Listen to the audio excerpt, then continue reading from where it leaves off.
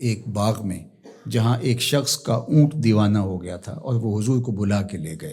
اونٹ دیوانہ ہو جائے تو سخت نقصان دہ ہوتا ہے، تو صحابہ کہتے ہیں کہ حضور جب داخل ہوئے تو ہم ڈرے کہیں حضور کو نقصان نہ پہنچا دے، کیونکہ وہ حضور کو دیکھ کے دوڑتا ہوا آیا، لیکن جو ہی وہ قریب آیا تو منظر عجیب تھا۔ اس نے اپنی پیشانی حضور کے قدموں میں رکھ دی اور سجدہ ریز ہو گیا۔ جب اونٹ کی اس محبت کو ہم نے دیکھا تو برجستہ کہا کہ نحن احق ان نسجد للنبی صلی اللہ علیہ وآلہ وسلم، حضور ہمارا بھی جی چاہتا ہے کہ ہم آپ کو سجدہ کریں۔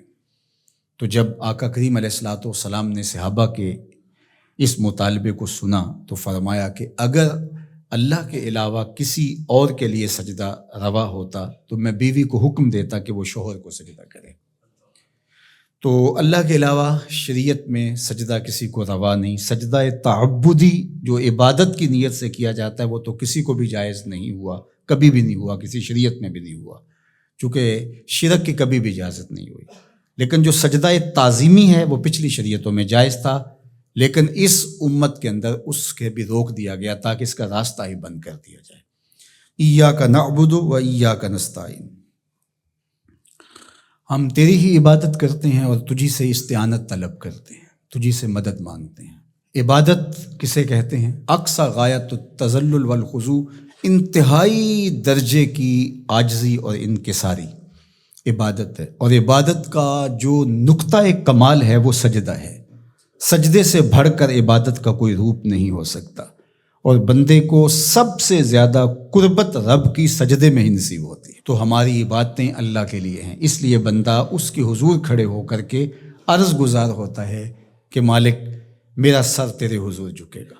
تو یہ جو تقدم ہے کا وہ اس لیے ہے تاکہ یہ حسر پیدا کر دیا جائے کہ ہماری پیشانی اللہ کے علاوہ کسی کے آگے نہیں جھکتی۔ اچھا، اب یہاں ایاک اعبد بھی تو ہو سکتا تھا، لیکن نعبد ہے، اس لیے کہ بندے کو یہ سکھایا گیا کہ اپنی عبادت پہ ناز نہ کرنا، اپنی عبادت کو صالحین کی عبادت کے ساتھ جوڑ کے پیش کر کہ مالک جس طرح تیرے بندوں کے سر تیرے حضور جھکے ہوئے ہیں، میرا سر بھی ان کے ساتھ تیرے حضور جھکا ہوا ہے، ان کی عبادت قبول کرے گا تو ٹوٹی پھوٹی شکستہ عبادت میری بھی قبول فرما لینا۔ اور پھر ارشاد فرمایا وَإِيَّاكَ نَسْتَعِينُ، اور ہم تیرے سے ہی استعانت طلب کرتے ہیں، تیرے سے ہی مدد مانگتے ہیں۔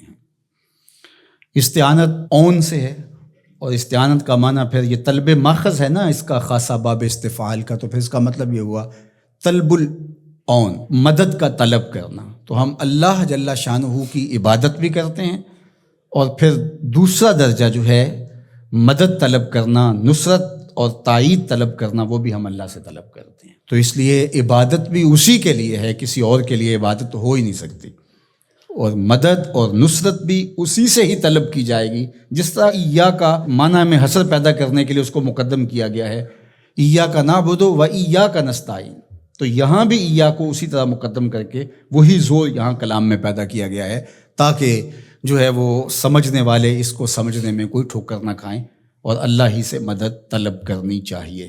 باقی مجازن اگر کسی سے آپ طلب کرتے ہیں مدد، تو آپ کے اعتقاد میں یہی ہوتا ہے کہ وہ اللہ کی دی ہوئی توفیق سے میری یہ مدد کر سکتا ہے۔ اگر ایسا ہو تو وہ اس کے زمرے میں نہیں آئے گی۔ ڈاکٹر سے دوا لینے جاتے ہیں تو شفا تو من جانب اللہ ہوتی ہے۔ یہاں آج کل جو ہے وہ نور بٹ رہا ہے، تو یہ کہا جائے کہ انہوں نے مجھے نور دے دیا، تو نور تو اللہ ہی دینے والا ہے، لیکن یہاں مجازی معنی ہوگا۔